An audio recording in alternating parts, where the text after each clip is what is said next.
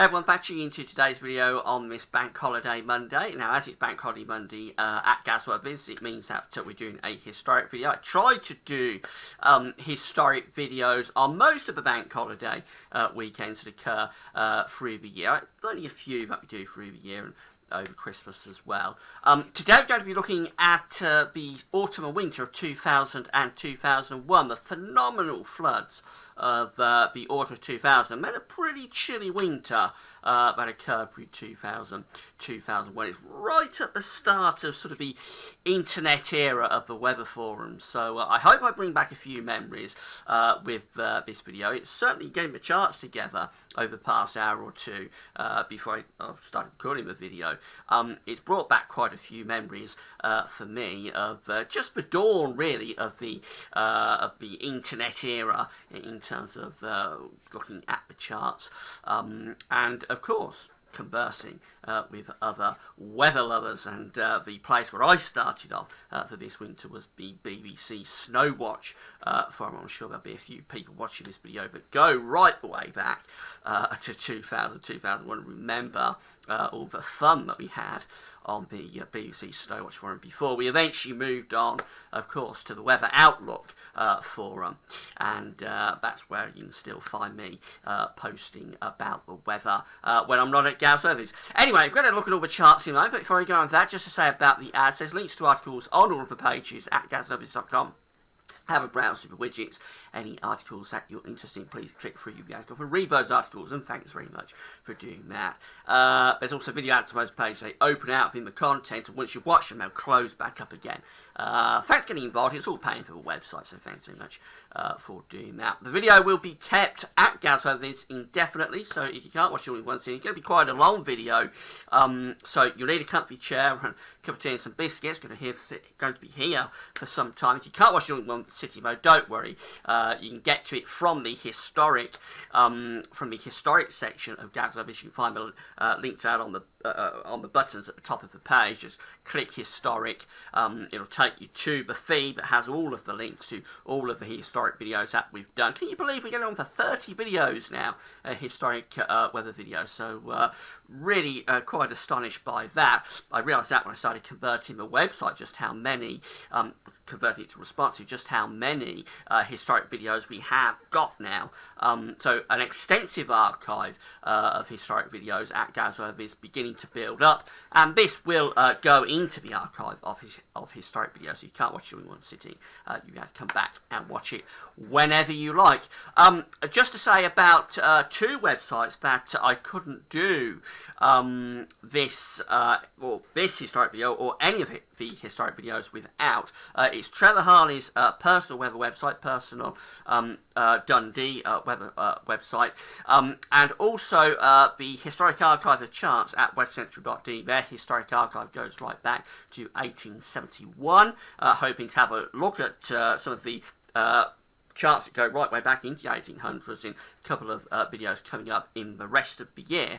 So we'll be going right way back to the last but one century as it is now, in the historic videos before much longer. And also Trevor Harley's personal weather website has information going back even further than that, going back into the Middle Ages and even beyond that. So they're two fantastic websites. I couldn't do, as I always say, I couldn't do these historic videos without those websites. You can find a link to both of them on the links page, and go and check them out for yourself. I've whiled away many a rainy bank holiday Monday, you can believe that, at both of those websites. So go and check the charts and the information from those websites out for yourself. And thanks very much to those websites. I don't know if the website owners ever get to see the products that we produce, or videos that we produce with their information, with their charts, but if they do watch this video, thanks very much for allowing me to use their charts and their information. Right, let's get on. We're going to start off at the beginning of the autumn of 2000, on the 1st of September. And, well, this really just typifies what's going to happen through the autumn, because for the first day of September, first day of autumn, and we have an area of low pressure right over top of the country. 2000, up to this point, had been a pretty wet year. The winter of 99-2000, that millennium winter, was actually quite dry, but from the spring it had been pretty wet. It turned very wet in April 2000. And that carried on through the summer. It was a very mixed, changeable summer. Quite a warm summer in 2000, but quite a lot of rain.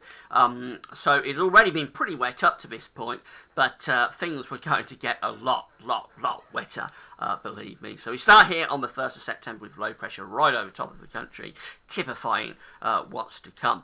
Now, early on in September, we do get a little bit of a ridge building up from the Azores High. It's often the case, and in September, you tend to get the Azores High dominating, and we did try to build a ridge into the country anyway through the course of the first week of September 2000, but it didn't last that long. Low pressure sort of flattens that off, brings wet and windy weather on the 8th September into the north. High pressure still having a little bit of an influence down in the south, but it turns very warm for a time around the 11th, 12th of September 2000. We get a really warm push, lifting temperatures up to 28, 29 degrees, quite widely into the 80s Fahrenheit on the 11th and the 12th. This is sort of the last burst of summer of the year, but pretty noteworthy. I can remember this actually. Very warm day for the time of year. There's the upper air temperatures, just showing how extensive that warmth was. I mean, the plus 15 Celsius isotherm is there down in the south. That's very hot air coming up from Spain. But it very quickly broke down. So on the 12th, a thundery area of low pressure is taking over the pattern, and then we're going to start to move into the sort of pattern that we have throughout the autumn. So low pressure takes over really as we go through into the 15th, turning increasingly cloudy and wet across many parts of the country, and that just continues into the 17th, and by the 18th a deep autumnal area of low pressure is dominating weather. Now it's an unusual pattern, this pattern that occurs through the autumn of 2000. Notice this area of high pressure up over Scandinavia. That was a fairly common feature of this autumn, and it's the reason it's so wet, because normally, of course, in a typical autumn, the weather systems quickly race across the Atlantic and blast into Europe, and the rain bands sort of sweep through. Classic sort of rain at 7, sun by 11 type situation, where you get 2 or 3 hours of quite heavy rain, and then it'll quickly sweep through and you get showers following behind. Not the case with this autumn. It's this area of high pressure that's the reason. It sits there over Scandinavia. It just sort of blocks the progress of these areas of low pressure from driving in from the Atlantic. It was a very unusual sea surface temperature anomaly distribution that occurs this autumn.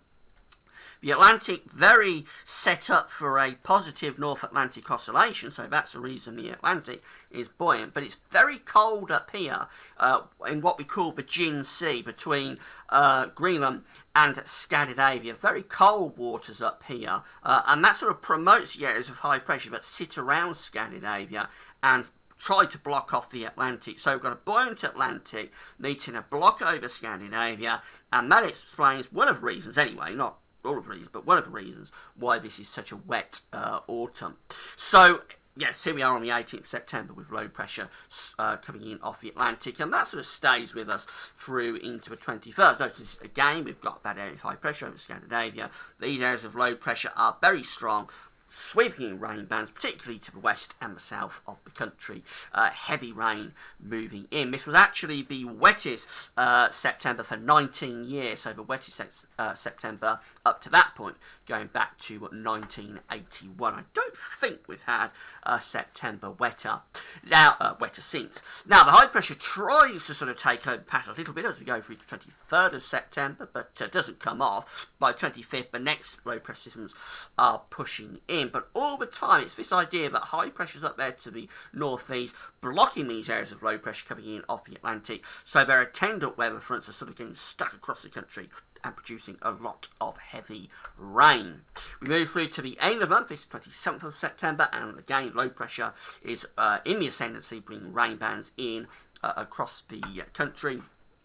And then we go through to the last day of September, and there's very little change here.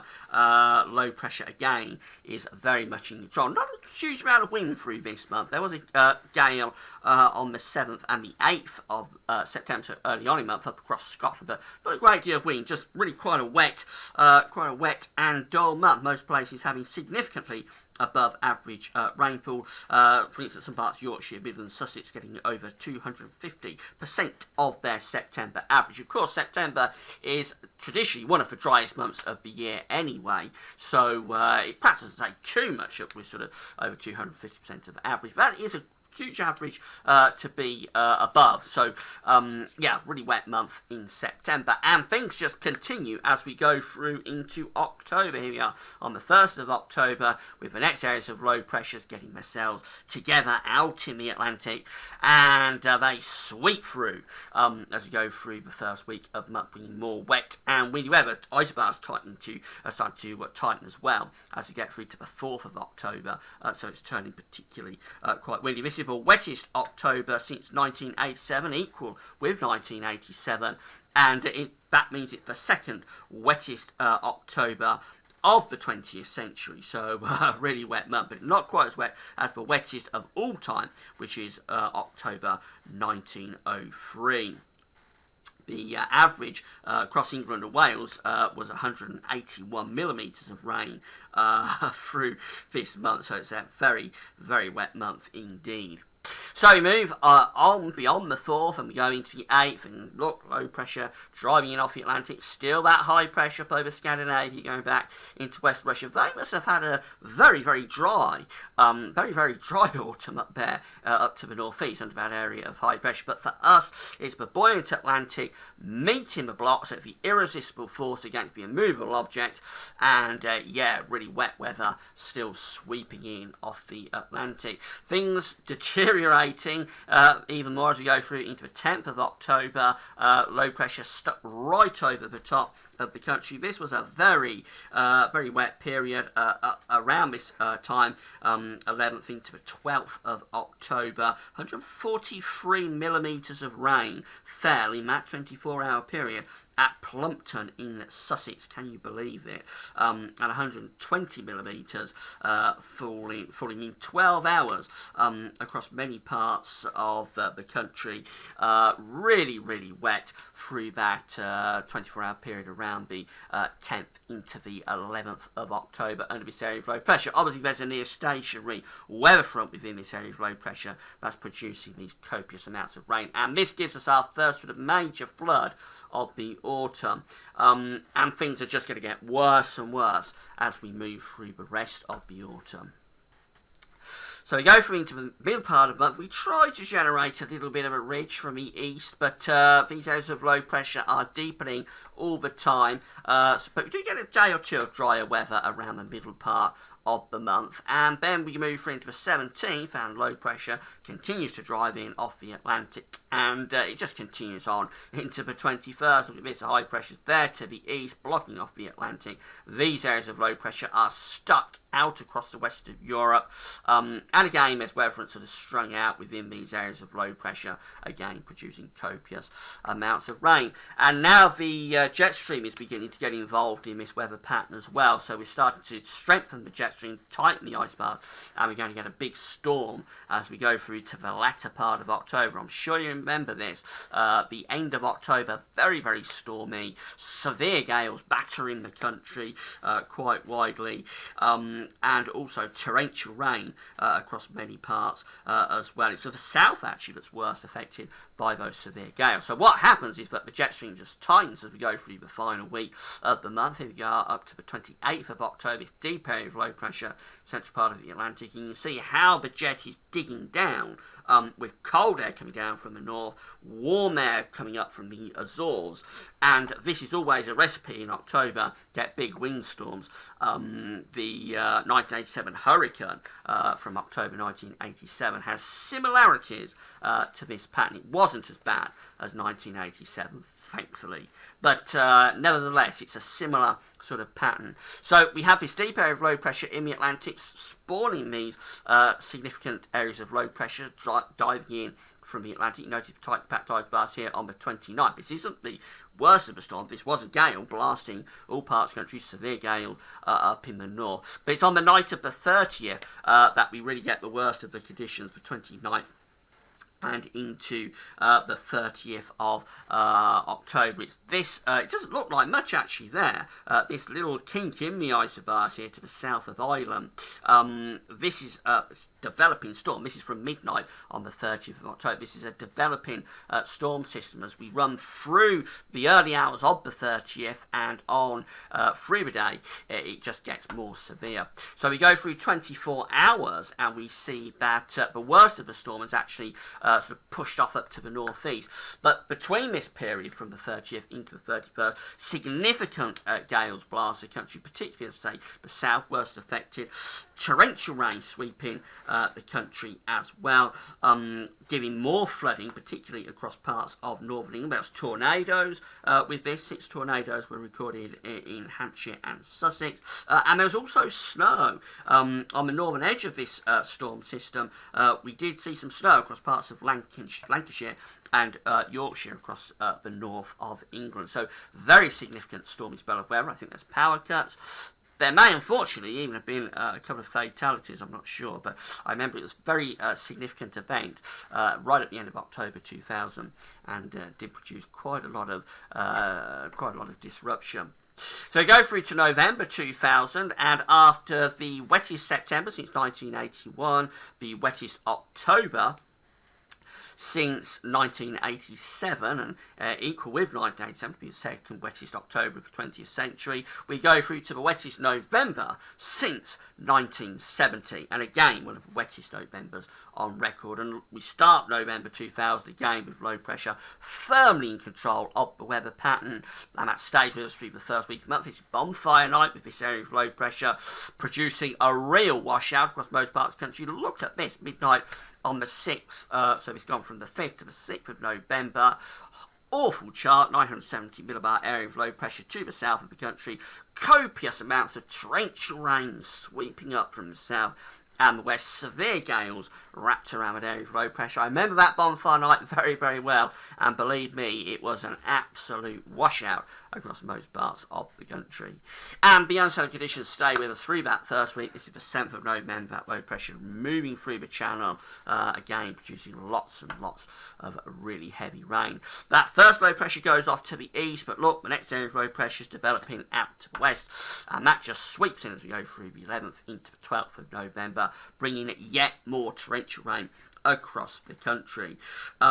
So again, we get the England and Wales average through this month of 174 millimetres of rain, and of course it's a knock-on situation. It's spiralling out of control as these wet months are coming one after another after what had already been a pretty wet summer. So the flooding through this period is just getting worse and worse and more severe as the river levels are rising upwards, ever upwards, as the groundwater reserves just can't take the water really. It's got to go somewhere, so it goes into rivers. The rivers rise up, and that's what causes the devastating flooding from these extreme deep areas of low pressure. We go through into the middle part of the month, no real change. Low pressure remains in control. The Azores highs trying to throw off a ridge here on the 17th, but no, it can't do it. Low pressure just stays in control, and we're still in that broad pattern. Notice high pressures up there over Scandinavia, the low pressures from the buoyant Atlantic pushing in across the country, producing those copious amounts of heavy rain. And because the high pressure is blocking to the northeast, those rain bands can't clear the country. Go through to the latter part of the month and no real change. We get a very mild push of southwesterly winds as we go through to the end of the month, bringing the air up from Portugal.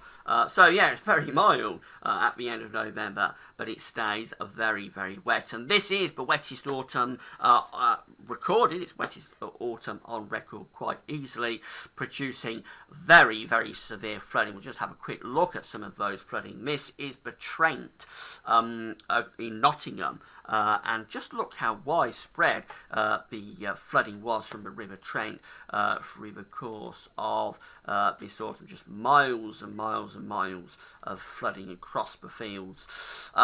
We can go through to Tewkesbury. This is a pretty famous shot from Tewkesbury from the autumn of 2000. There is the town pretty much cut off by the River Severn. But look, you've got the church just staying out of trouble, just staying on the dry land. A little bit of divine intervention there, keeping the church from the floods. But obviously a very severe situation there across Tewkesbury, and it was widespread across the Midlands through this autumn, with the River Severn flooding in many places. This is another place. This is Bewdley High Street being flooded out by the River Severn. Very devastating. And the thing about this autumn is that the flooding is widespread. So that's sort of the Midlands, but we can go up to Yorkshire. This is the River Ouse in York, and again you see that quite widely. Very severe flooding there with the River Ouse. And then we can go down to Kent. This is a house, not sure where this is. I think it's somewhere called Yalding in Kent. And again, quite honestly, very severely flooded there. And that was the odd thing about this autumn. It was very extensive with these severe floods across many parts of the country. Actually, Scotland just stayed out of the worst of it because of that ridge of high pressure sitting to the northeast. It meant that Scotland sort of stays out of trouble more, and the worst of it is actually across England and Wales, perhaps a little bit similar to the summer of 2007. But Scotland pays the price for that as we go through to winter, and that's the next thing I want to look at now. The winter of 2000-2001. So we've done the autumn floods. Now we have a look at some colder charts. So we start off in December 2000 on a very wet and windy note. The deluge continued through the first half of December 2000, with these areas of low pressure continuing to drive in, producing more heavy rain. Notice the ice bars coming up from the tropics that were very mild at the start of December 2000. I think the mildest start to December 2000. Probably since 1979, I'm not sure about that, but I think it was. So very mild start, but also very wet, just adding to the flooding concerns. And we go through to the 10th of December 2000, and the Atlantic buoyancy continues. Now, this is coming off the back of several very mild winters through the course of the 1990s. We hadn't had a cold winter since the mid-1990s. 1996, 1997 was the last sort of coldish winter, but the last proper cold winter was probably 95, 96. So we've had several years of mild winters, and this is sort of at the start of a global warming thing beginning to take off. So we've got the mild winters that we've had in succession through the 1990s with pretty hot summers. Now we've got this sort of severe flooding across what seemed virtually the whole of England and Wales being flooded out.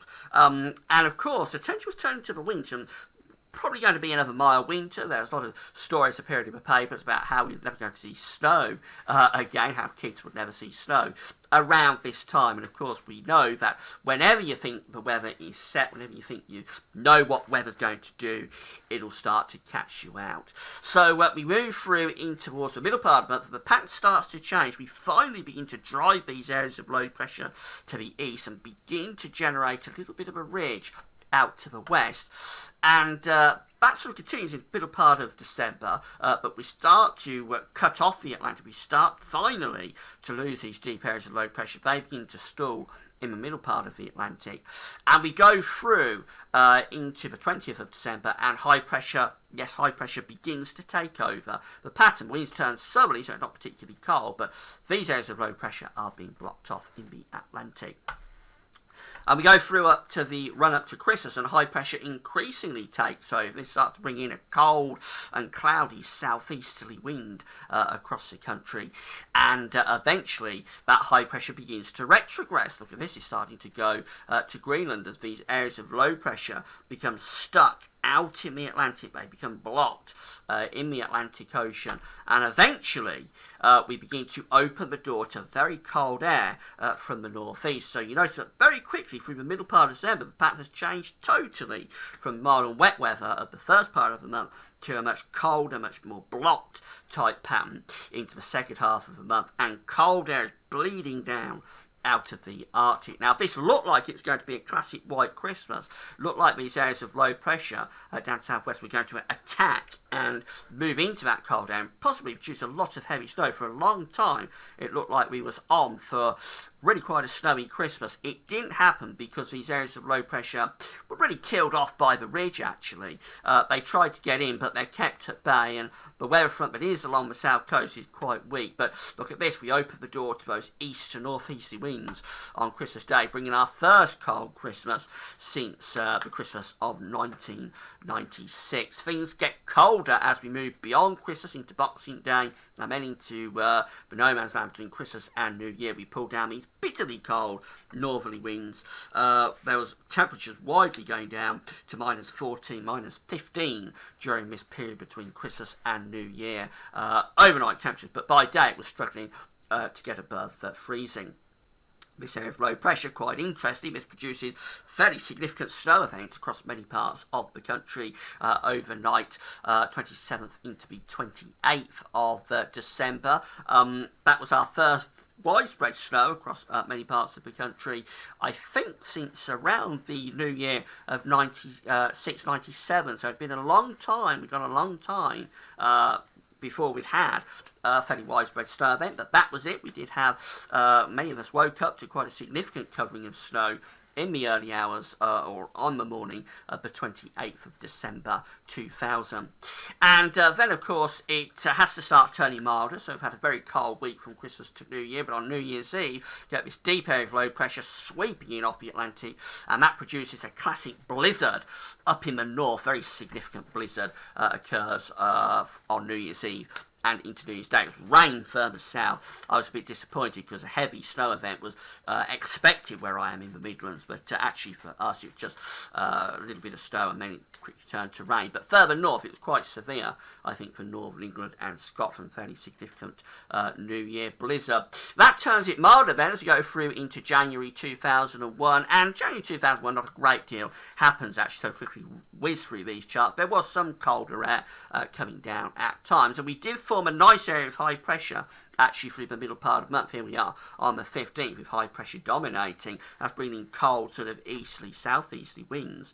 But at least it's dry. So finally, those river levels are beginning to drop down, and things are starting to ease in terms of the flooding. But not a great deal going on. We do get a snow event, I think, around here on the 20th into the 21st as this area of high pressure retreats to Scandinavia. These low pressures start to come in off the Atlantic, coming into cold air. They did produce fairly widespread snow, but it quickly turned back to rain as things turn milder through into the latter part of the month. We go through into the end of January 2001, sort of poised in a battleground type situation. Now, this is interesting. If we go through into February, we get a real battle taking place between cold air up to the northeast and mild air coming in off the Atlantic. And this produces the famous Ketley snow event, or Ketley freeze. What had happened is that John Ketley had left the BBC, the BBC weather forecast. He'd left the BBC and the Met Office sometime during the autumn of 2000. He started up his own private long-range weather forecasting company. And it appeared in the newspapers sometime around the end of January, telling everybody to prepare for a really severe freeze-up that's going to produce our worst sort of winter weather. I think he was saying since the mid-1980s, there's going to be widespread disruptive snow and very, very severe weather was on the way. And he was generally rubbished from the BBC UK Met Office forecaster Helen Young. And he talks a little bit about this in his autobiography, which you should check out at Amazon if you get the chance. Just look for John Ketley's autobiography. It's a good read, very interesting book. He talks about this a little bit in that book. He was generally rubbished by Helen Young, but it was a really, really close run thing. So here we are on the 1st of February, and the high pressure unexpectedly at this point is taking over across Scandinavia. And these areas of low pressure driving in off the Atlantic, meeting this high pressure up over Scandinavia. What happens is that this very cold air associated with high pressure starts to advance in. It looks as though these areas of low pressure and mild air from the Atlantic, which are going to steamroller through, but actually this high pressure proved very, very stubborn. It gets so close to being a really severe freeze-up. These are the upper air temperatures for the 3rd of February 2001. Look how cold it is across Scandinavia. Severe cold air just lurking to the east. So a real battle takes place on the 4th of February. We've got these low pressures down to the southwest. We've got high pressure up over northern Scandinavia. Severely cold air sitting just to the east, and that cold air is moving into Scotland. It's Scotland that does get this. We're in the cold air on the 4th of February across Scotland and Northern England, with low pressure weather fronts pushing up from the southwest, producing very significant heavy rain in the south, but significant heavy snow up in the north. And this goes on then for several days. So here we are on the 5th of February 2001, and again you can see these low pressures here across England and Wales. That's where the milder air is, but to the north of that, for Northern England, Scotland, freezing cold east wind. Temperatures are below freezing, and blizzard conditions are developing across many parts of Scotland in particular. Again, you can see the extent of the cold air to the east and the northeast, and the mild air down to the south. So England and Wales misses out on this. It's Scotland and Northern England that, excuse me, that gets that snow.